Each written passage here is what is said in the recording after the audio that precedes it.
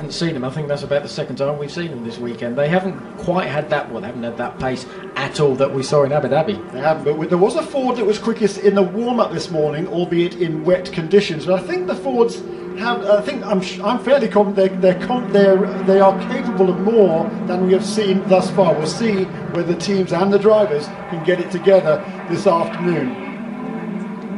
Coming up for the last couple of corners then, forming up for the start of this 1 hour race. Two Aston Martins on the front row, another Aston Martin right behind them, Darren Turner, the local favourite, and a Maserati alongside on row 2. They'll keep a constant pace now until they see the green lights ablaze on the start-finish gantry, and then the race will be on. Lights ablaze from everybody on virtually in the field of cars. It's waiting for that light to come. There goes the green light, and away they go. A wonderful start for car number 10. That is Jonathan Hirschi and Clivio Piccioni, who will share that car. Oh, there's a GT40 spinning there. It's Thomas Grosjean. Yeah, that happened very early. A lot of smoke was going on quite early on there. I don't know what happened there. So the winner from 2 weeks ago, we just talked about him. We think he was going to move his way forward. In fact, he's in reverse at the first corner. Absolutely. So the Aston Martin made a wonderful start there from the outside of the front row. Jonathan Hirschi doesn't have an awful lot of experience, certainly not in these cars. He's come out of the Renault Megane Euro Cup Series, but boy, he did a great job yesterday, and he's done a super move at the beginning of the race. He timed that start absolutely perfect. Yeah, and the Lamborghini also as well, that made a great start as well. That got ahead of the Maserati, and also the Nissan got ahead of the Maserati as well. So not such a good start from Bertolini. A very poor start from Bertolini, and the second of the Vitaphone Maseratis there, number 2. It moves through into about 5th place, I think. He started back in 9th to Enrique Bernoldi, a former Formula 1 driver. 1, 2, 3, 4, 5, 6th place, I think he is now. So an excellent start by the Brazilian. And a very poor one by his teammate. Looks like a problem also for one of the Al Inkle Lamborghini Gallardos. Once again they've had problems on the first lap. It was the same in yesterday's race as well. You can see the 3 Aston Martins have already pulled a gap on the rest of the field, and now they've got to obviously start settling down, getting those tyres as warm as they possibly can. So they've all got to be a little bit aware that it's easy to make mistakes when these tyres are cold, but you just need to get that temperature in there so you have the opportunity of passing your fellow drivers. I'm very close here with the 2 Corvettes and he's passed him. That was a great move. He really put the pressure on, was able to slip past. And that was another local driver, Oliver Gavin, making the move there past the number 14 car of Mike Hazelman. So these two are both hugely experienced at the wheel of Corvettes, but the local man, Ollie Gavin, he makes the move stick down into that final complex of corners. And a great move by Ollie. It's something that he needs to do. He's starting a little bit further back down the field, but that was a great move to start his move in this race. Boy, the Aston Martins, they just took off at the green flag. Well, at the end of lap 1, we've got Aston Martin out in front, and they are almost a full 2 seconds clear of the best of the rest, which is Josh Menton in the Reiter Lamborghini Murcielago. Great start by Menton. He started in 6th, so he made up a couple of places already. Yeah, and the Nissan is trying to get past that Lamborghini. Oh, the leader, he runs very wide and has lost the lead. Little mistake. This is what I'm saying. These tyres are not up to temperature yet. And Jonathan Hirschi does not have an awful lot of experience. I think he just left his braking a little bit too late at the end of the hangar straight. And the Nissan got past the Lamborghini as well. So a great start for the Nissan. So some great action in the early stages. You'll see the time clock ticking away at the top of the screen. That denotes the amount of time left to go in this 1 hour, 60-minute race. And you can see all the battles already developing. There is the car that started on row 2 of the grid, now back into 7th place with Andrea Bertolini, hugely experienced at the wheel. Let's go on board with Bertolini. Yeah, and we've got the right-hander here on the new arena circuit. This is the slowest part of the circuit. It's probably about 75 kilometres, accelerating through the little kink now that goes on to the Wellington Straight.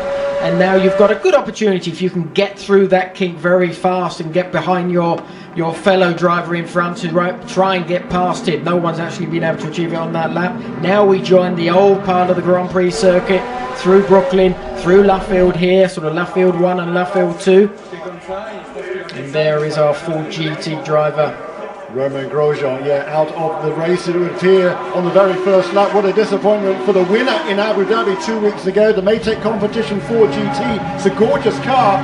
For some reason it's just not been competitive, really competitive this weekend, and it just had disasters to go along with it as well. So it looks like no points at all this weekend for the erstwhile championship leaders, and then it's not what they want in this 10-round FIA GT1 World Championship. And the Nissan's pace at the moment is very good. It's the only one, it seems, to have sort of a similar pace to the Aston Martins. And we got a wheel with a puncture from somebody as it rolls back onto the track. Looks like a Nissan, I think. Nice. That's an Aston Martin, no.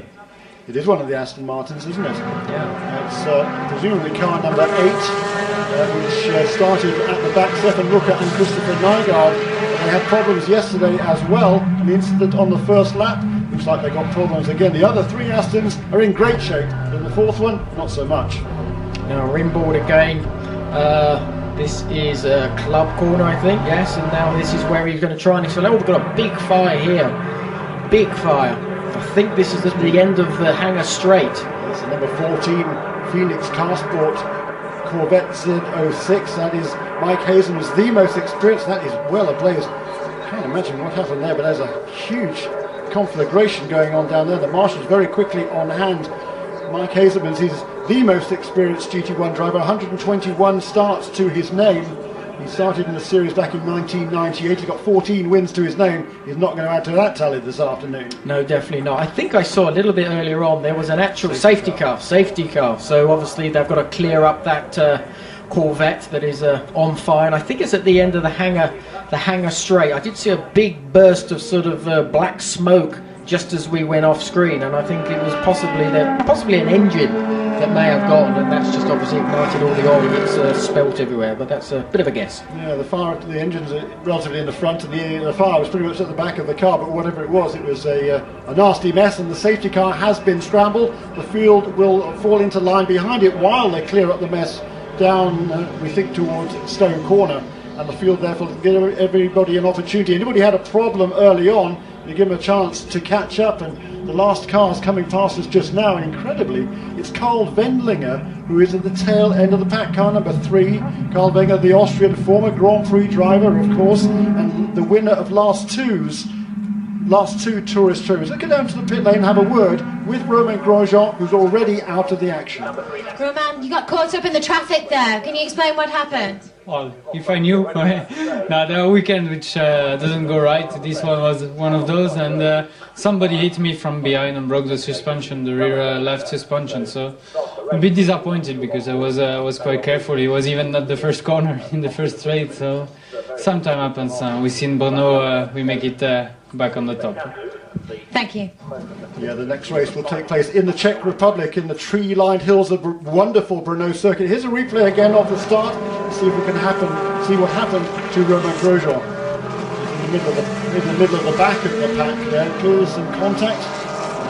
Yeah, we got a punt up the back and then a little bit from someone on the right, but at the end of the day it was nothing to do with him. Obviously the punt up the back broke his suspension, like you said.